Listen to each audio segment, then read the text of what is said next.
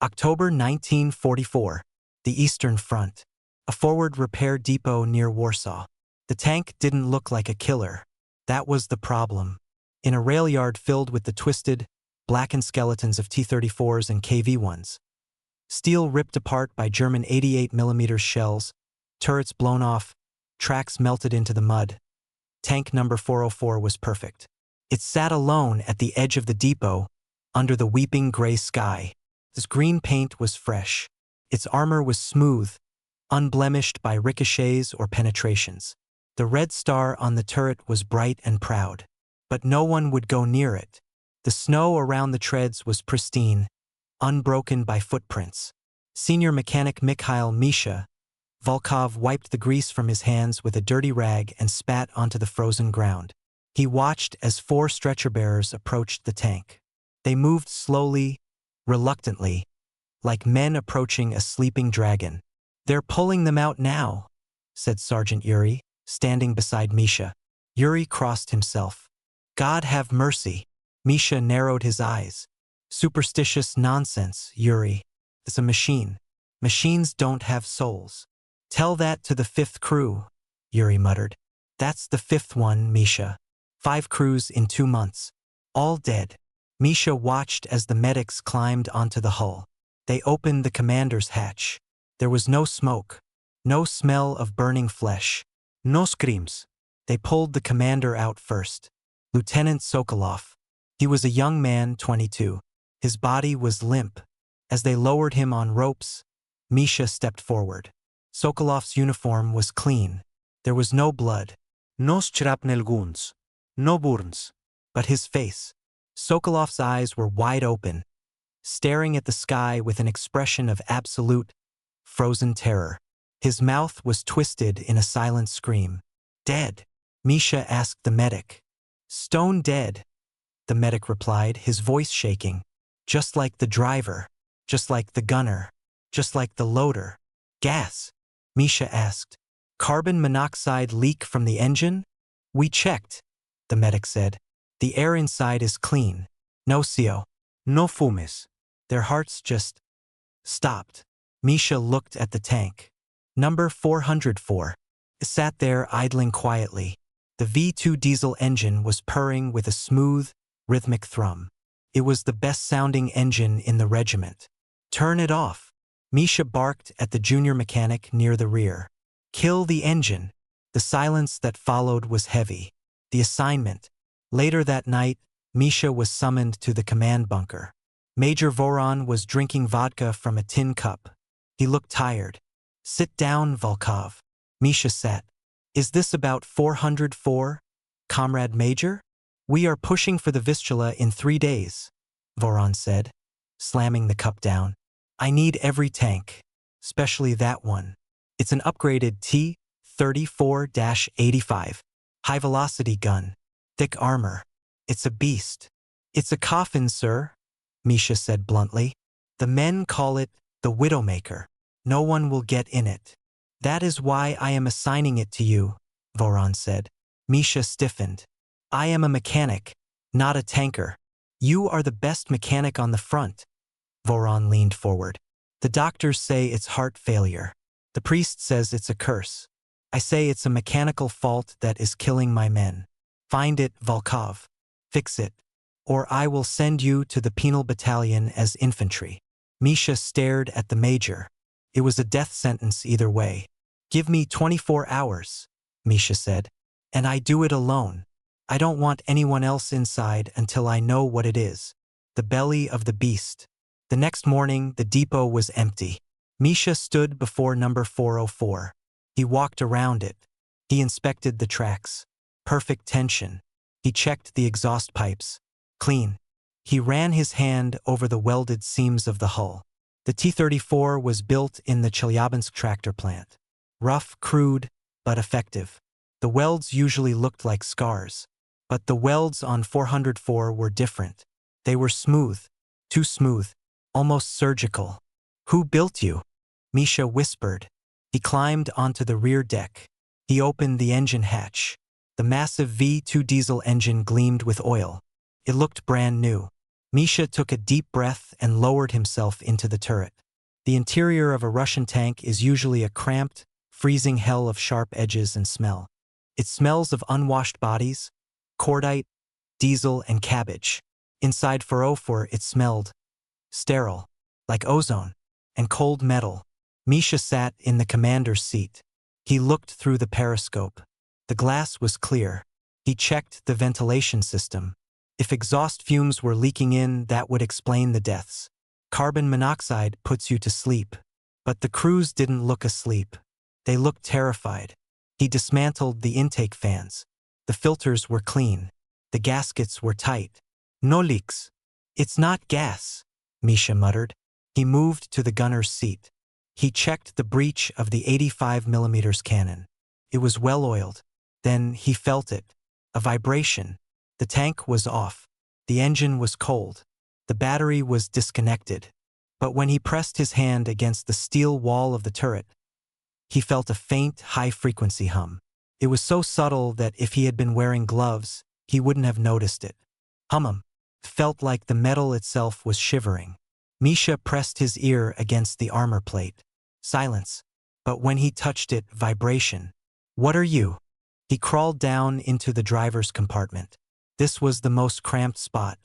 He lay on his back, looking up at the glassy plate, the sloped front armor that deflected German shells.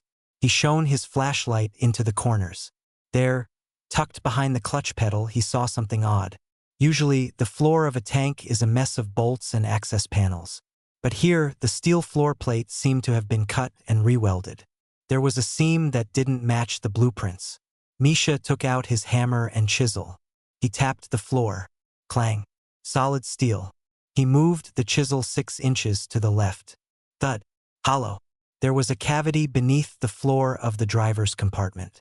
Misha's heart started to race. T-34s didn't have double bottoms. The floor was just a sheet of steel separating the crew from the ground. He began to pry at the welded seam. It was tough work. He sweated in the freezing air. For 3 hours, he hammered and chiseled until the weld cracked. He levered the steel plate up. It wasn't a storage compartment. Nestled between the inner floor and the outer belly armor was a box. It was a black metal cube about the size of a radio. It was bolted directly to the frame of the tank. Wires ran from it, disappearing into the walls of the armor itself. Misha stared at it. It had no markings, no Cyrillic letters, no factory stamps, except for one small eagle stamped into the corner. A German eagle. Sabotage, Misha whispered. This tank hadn't been built in Chelyabinsk, or at least not all of it. This was a captured tank that had been recovered, repainted, and sent back to the front. But the Germans had left a present inside. Misha reached out to touch the black box. As his finger brushed the metal, a spark of static electricity snapped, and suddenly the tank screamed. It wasn't a sound Misha heard with his ears. It was a sound that exploded inside his skull. A piercing, ultrasonic shriek that bypassed his eardrums and went straight to his brainstem. Misha gasped. His vision blurred. The world tilted sideways. Panic. Pure, primal, animal panic flooded his system. He didn't know why, but he suddenly felt that he was going to die. That something was in the tank with him. That the walls were closing in to crush him. He scrambled backward, kicking at the pedals. He tried to scream, but his throat was paralyzed. The box was humming now. The vibration in the floor intensified. Felt like his bones were shaking apart. Get out, get out, get out. Misha clawed at the hatch. His fingers were numb. His heart was hammering so fast it felt like a bird trapped in a cage. 200 beats per minute. He threw the hatch open and fell out onto the snow. He rolled away from the tank, retching and gasping for air. He lay in the snow for 10 minutes, shaking uncontrollably. The tank sat there, silent, innocent.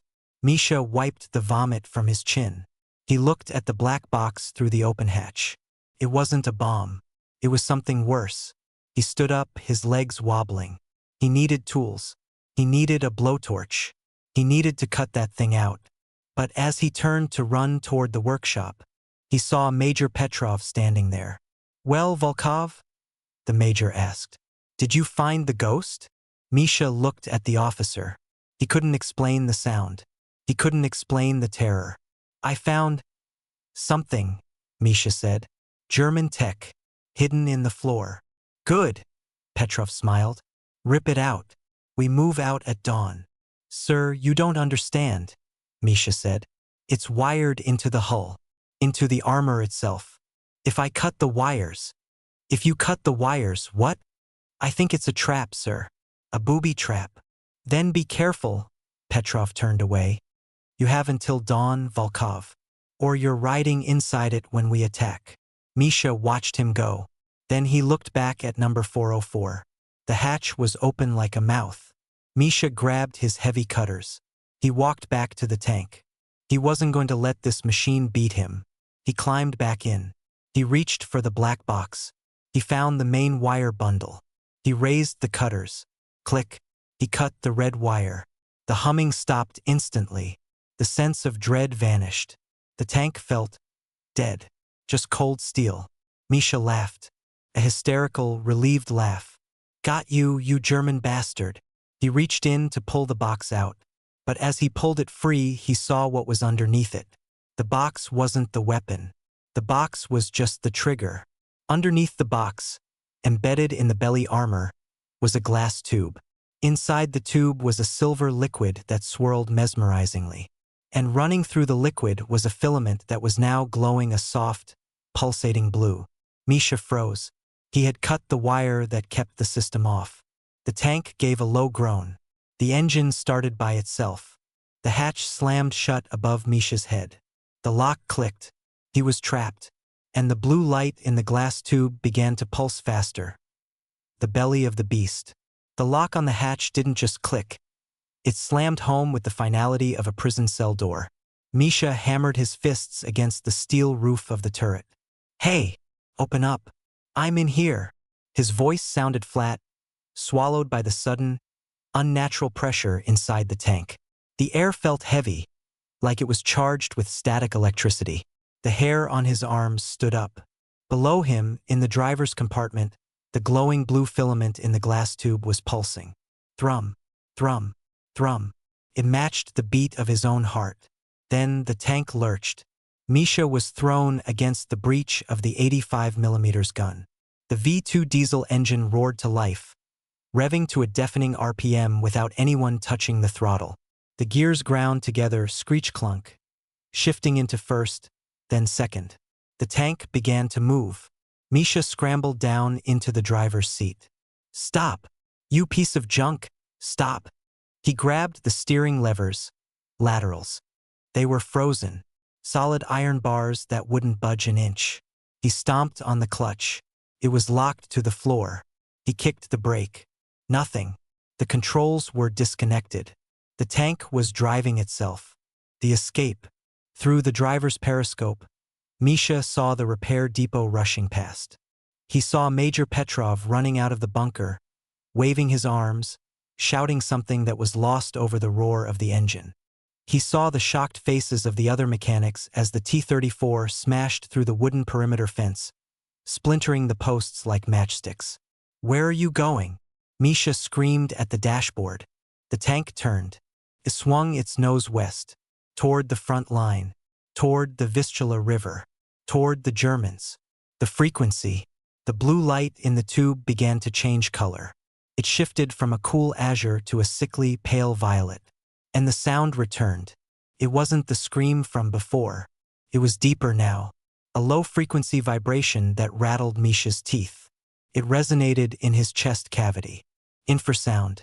Misha remembered reading about it in a physics journal before the war. Sound waves below the range of human hearing. 18 hertz. The ghost frequency.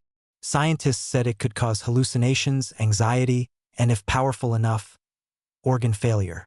That's how they died, Misha realized, clutching his chest. Their hearts didn't just stop. They were vibrated to death.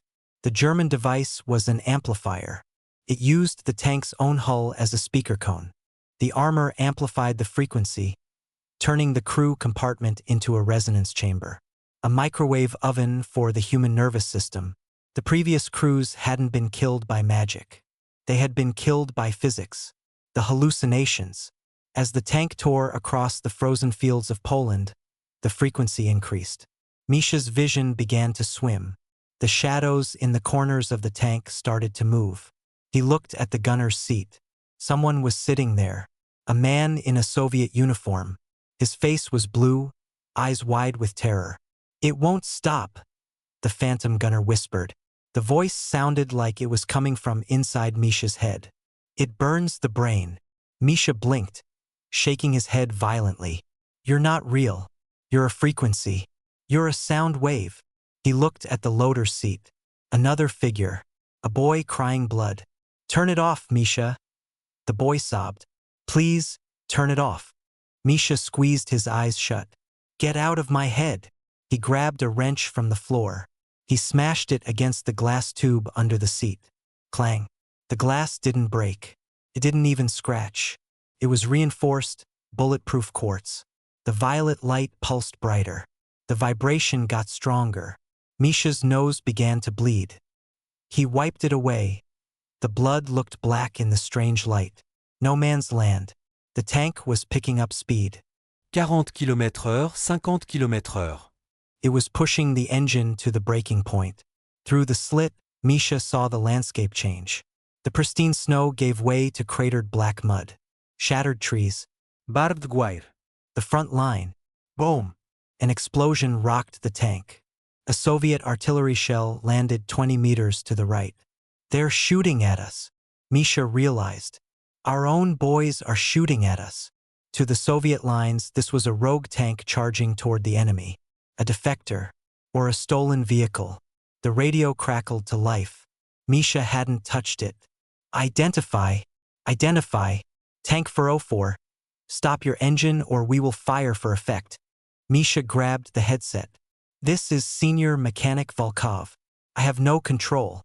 The tank is possessed. Don't shoot. Volkov." The voice was static-filled. "Turn around." "I can't. It's locked." Wham! A shell glanced off the turret. The sound was like a church bell ringing inside a crypt. Misha's ears popped. The concussion knocked him to the floor. The tank didn't slow down. It crushed the Soviet barbed wire. It rolled over a trench, collapsing it. It was now in no man's land. A kilometer of death separating the Red Army from the Wehrmacht. The return. Ahead, the German lines loomed. Concrete bunkers. Anti-tank ditches. The barrels of 88mm flak guns pointed straight at them. Misha braced himself. "They're going to blow me to pieces." He curled into a ball on the floor, waiting for the impact. Waiting for the armor-piercing shell that would turn the interior into a fiery blender. But the shots never came. The German guns remained silent. The T-34 rolled closer. 500 meters. 200 meters. "Why aren't they shooting?" Misha whispered, peering through the periscope. Then he saw it. A flare went up from the German trench. Green. They weren't shooting because they recognized it. This wasn't a captured tank. This was a Trojan horse. A test subject.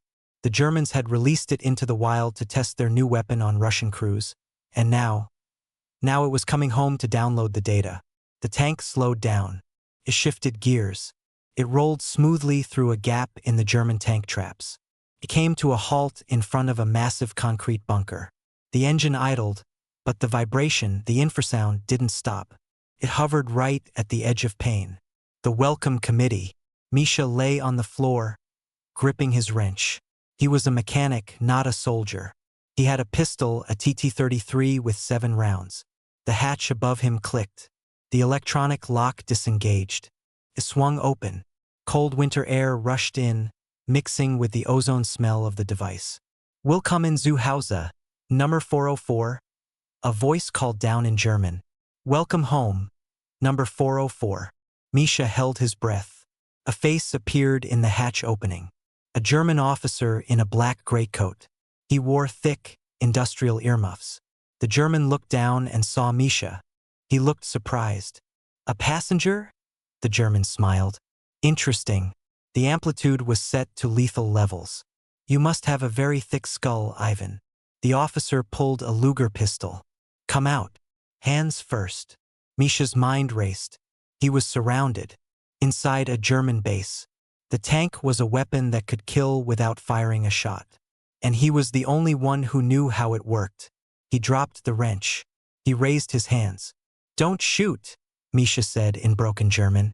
I fixed it. The German officer paused. He cocked his head. You fixed it. The resonance. Misha lied, improvising wildly. It was unstable. I balanced the waveform. That's why I'm alive. The officer's eyes narrowed. He lowered the gun slightly. This was a scientist, not a grunt. Curiosity was his weakness. Climb out, the officer ordered. Slowly, Misha climbed up. He blinked in the daylight. He was in a fortified courtyard. Dozens of German soldiers stood around. Mechanics in white coats were rushing toward the tank with cables and clipboards. They didn't care about the tank's gun. They cared about the box under the floor. Misha slid down the armor. His legs felt like jelly. The vibration in his chest was fading, but the headache was blinding. I am Dr. Richter, the officer said, holstering his pistol. He looked at Misha with clinical interest. You are the first test subject to survive the siren protocol for more than 40 minutes. We will have to dissect your brain to see why. Richter motioned to two guards. Take him to the lab. Prepare him for vivisection. Misha felt a cold hand on his shoulder. The guards grabbed him. Wait, Misha shouted. The machine. It's not done. Richter stopped. What? I cut the limiter wire, Misha said. It was half true. The oscillation. It's going to peak. It needs to be grounded or it will crack the hull. Richter looked at the tank. The violet light was still pulsing from the open hatch. The hum was getting louder again. Check the readings. Richter barked at his technicians. A technician ran to the tank holding a sensor. He looked at the dial and turned pale. Herr Doktor. The Hertz. It is climbing. 19, 20. It is entering the sonic range. The scream. Misha had cut the red wire. He knew it deactivated the safety. But he hadn't told them about the other thing he had done while he was lying on the floor, waiting for the tank to stop. He had jammed his wrench into the exposed gears of the frequency modulator.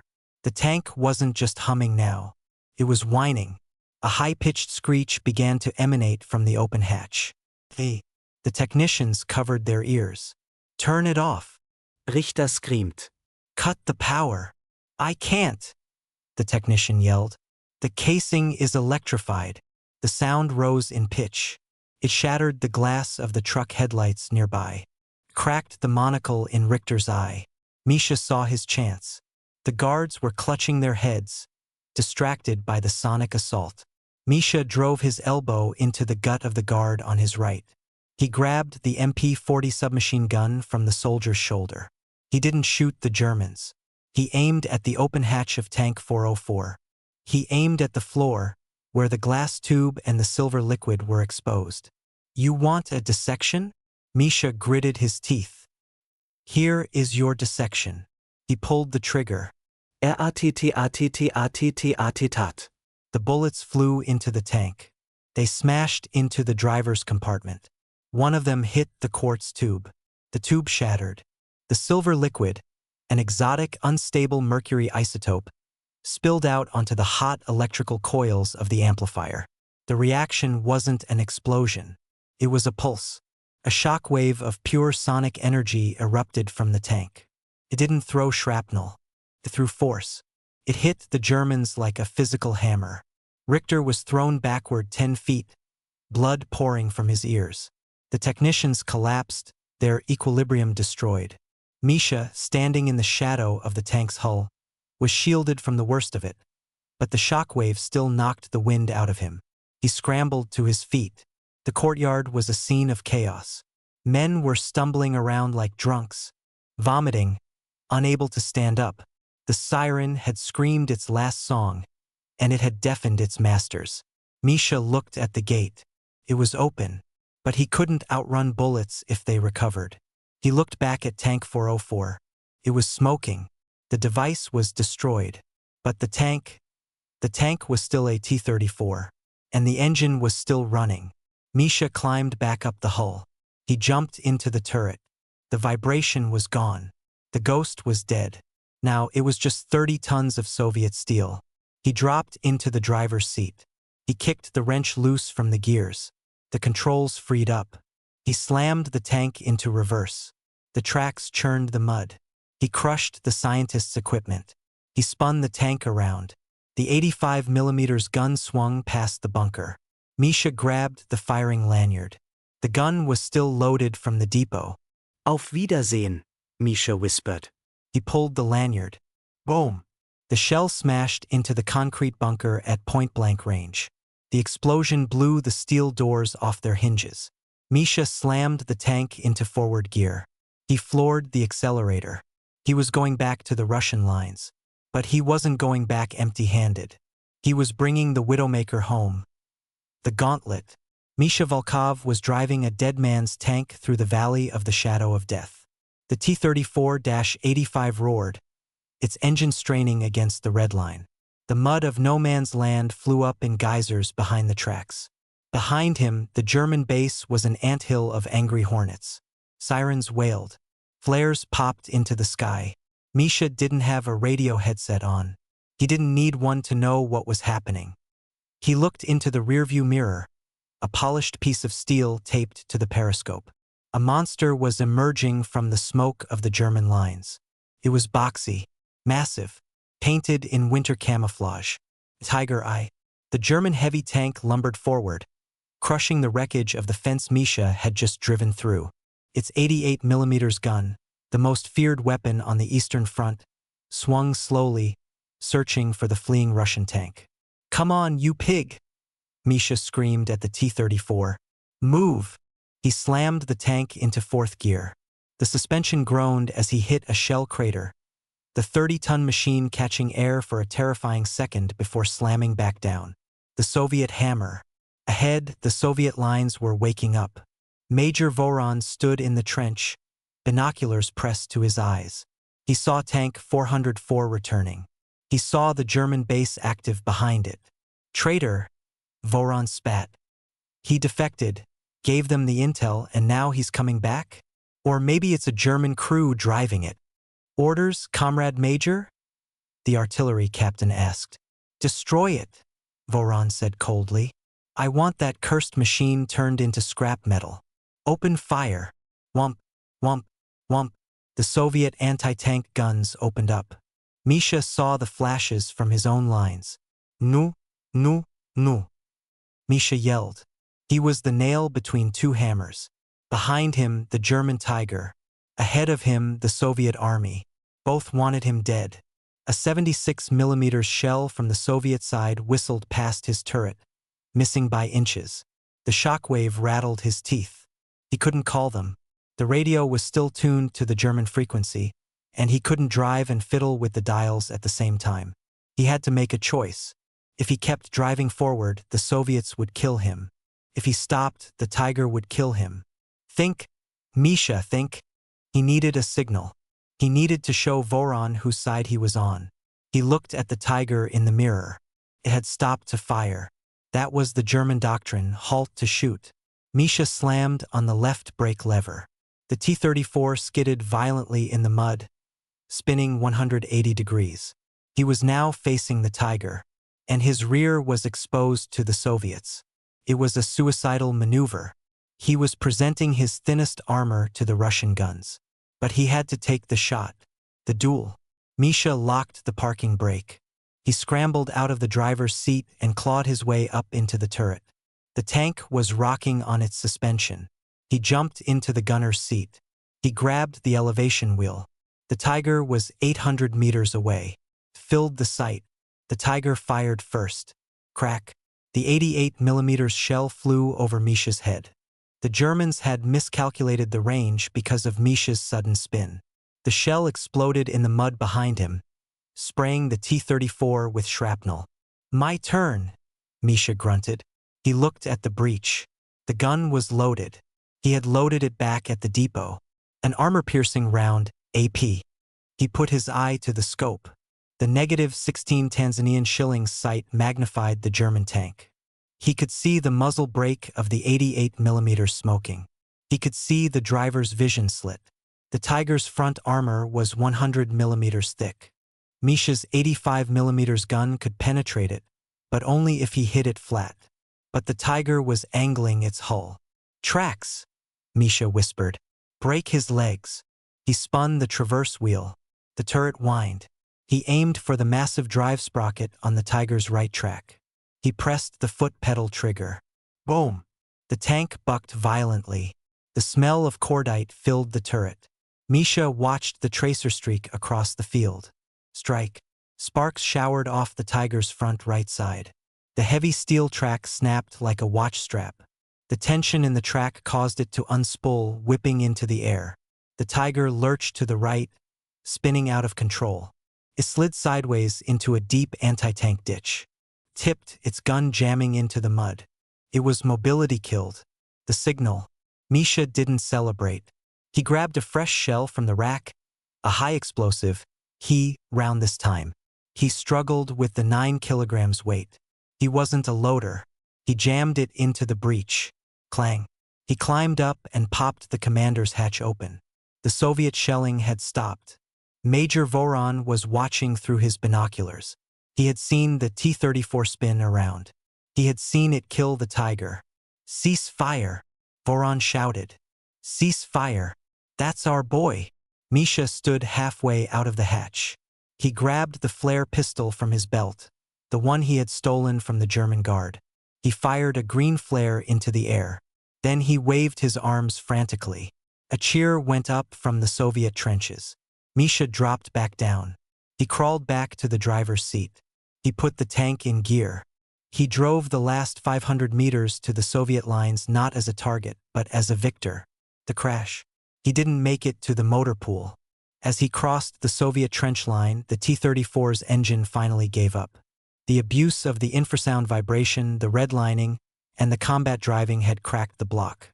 With a final, grinding screech of seizing pistons, Tank 404 died. It coasted to a halt 10 meters from Major Voron's command bunker. Smoke poured from the engine deck. The hatch opened. Misha Volkov climbed out. He was covered in soot, oil, and blood. His face was pale, his eyes wide. He looked like a man who had crawled out of a grave. Major Voron ran up to him, pistol drawn but lowered. "Volkov," Voron asked, "what the hell happened?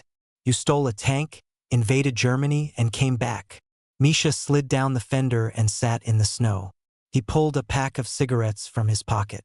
His hands were shaking so hard he couldn't get one out. Voron lit it for him. "It wasn't a curse, Major." Misha exhaled a cloud of gray smoke. "It was a radio. The autopsy."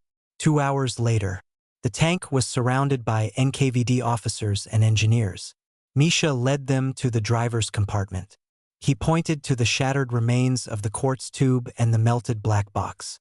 "Infrasound," Misha explained to the confused intelligence officer. "Sound waves you can't hear. It vibrates the internal organs, causes panic, hallucinations, and cardiac arrest." The Germans turned the hull into a giant speaker. The intelligence officer poked the melted debris with a stick. "And this killed 5 crews?" "It killed them without leaving a mark," Misha said. "It terrified them to death." Major Voron looked at the tank. "The Widowmaker. What do we do with it?" Voron asked. "Can we fix it? The gun is still good." Misha looked at Tank 404. It sat silent now. The evil hum was gone, but the metal felt tainted. It had been a vessel of torture.